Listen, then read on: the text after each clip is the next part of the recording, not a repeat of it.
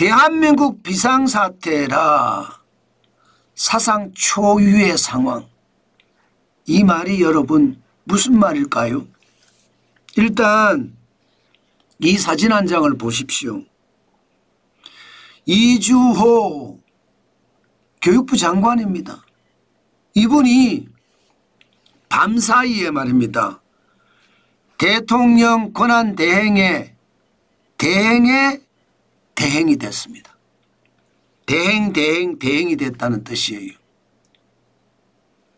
대통령은 이미 유고 상태고요. 권한 대행은 한덕수 국무총리가 하고 있었는데 사퇴를 했습니다. 그리고 최상목 경제부총리에게 가던 권한 대행의 대행이 국회에서요. 최상목 경제부총리를 탄핵을 했어요. 탄핵을 하니까 최상목 경제부총리가 탄핵 전에 사표를 내버렸습니다. 그러니까 권한 대행의 대행까지도 이제 없어진 거예요. 그러면서 사회부총리가 대행의 대행이 된 거예요. 야, 진짜 나라 아수라장이죠. 이거는 비상사태가 아니라 나라가 엉망진창이란 뜻이에요. 완전히 무너지고 있다는 뜻입니다. 붕괴하고 있다는 뜻이에요. 세상에 어떻게 이렇게까지 나라를 만들까요?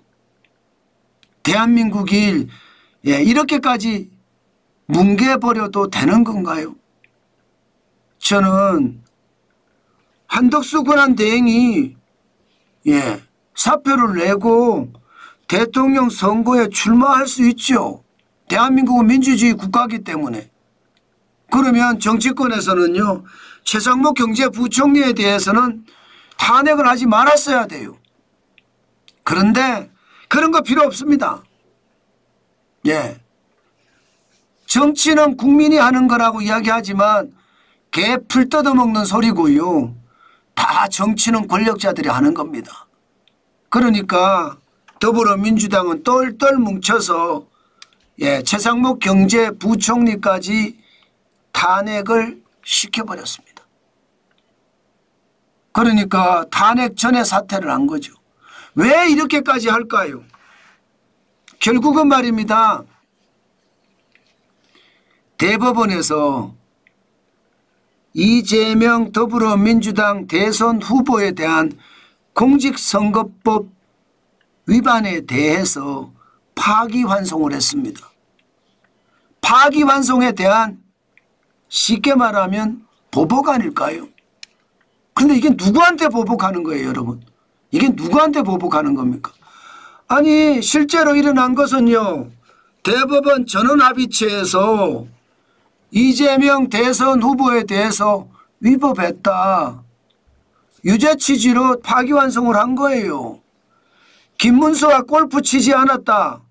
골프 쳤잖아. 거짓말이잖아.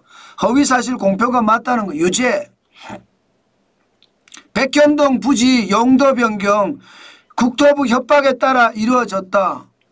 이거 사실 이 사실 자체가 이거는 선거법 위반이라는 거 유죄. 이게 2심하고는 완전히 다른 판단을 했죠. 1심하고 거의 똑같은 판단을 했습니다. 유죄 취지로 파기환송을 했어요.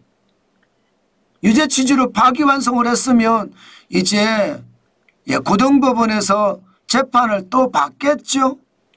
유죄 취지로 파기환송했다고 최상목 경제부총리를 쉽게 말하면 잘라버린 거예요.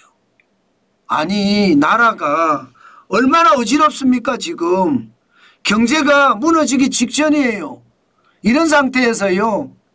더불어민주당은 최상목 경제부총리를 완전히 제거해버린 거예요. 그러면 여러분 보복을 이렇게 해도 되는 겁니까 여러분?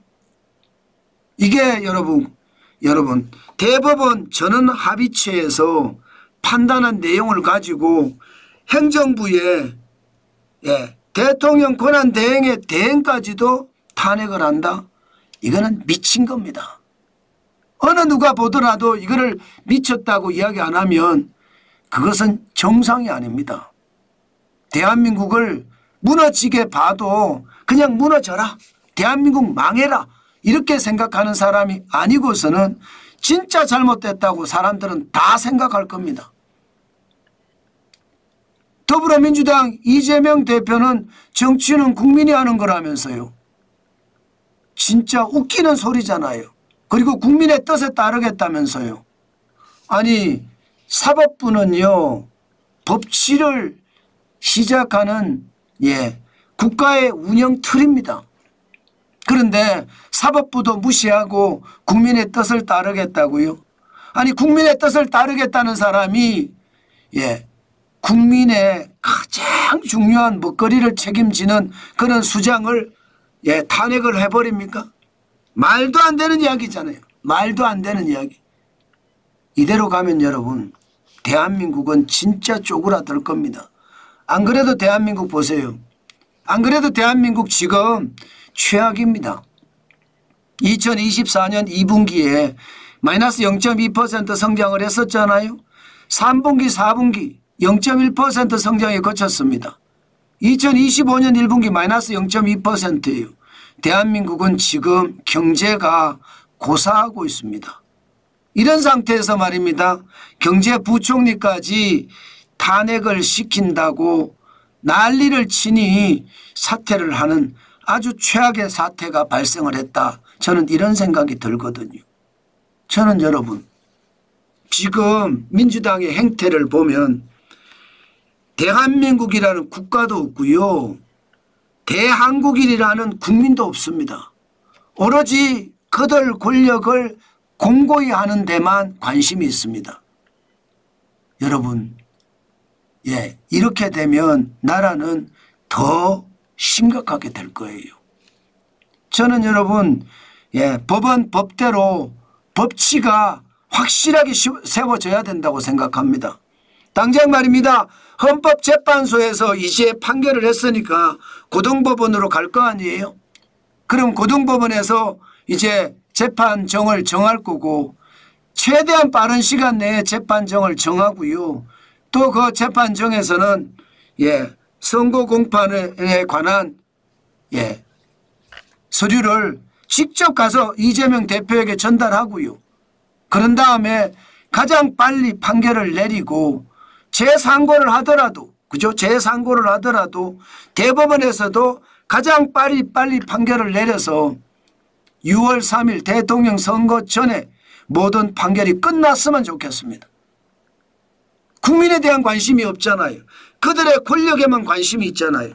저는 이런 사람들이 권력을 쥐면 앞으로 어떤 일이 일어날지 모릅니다.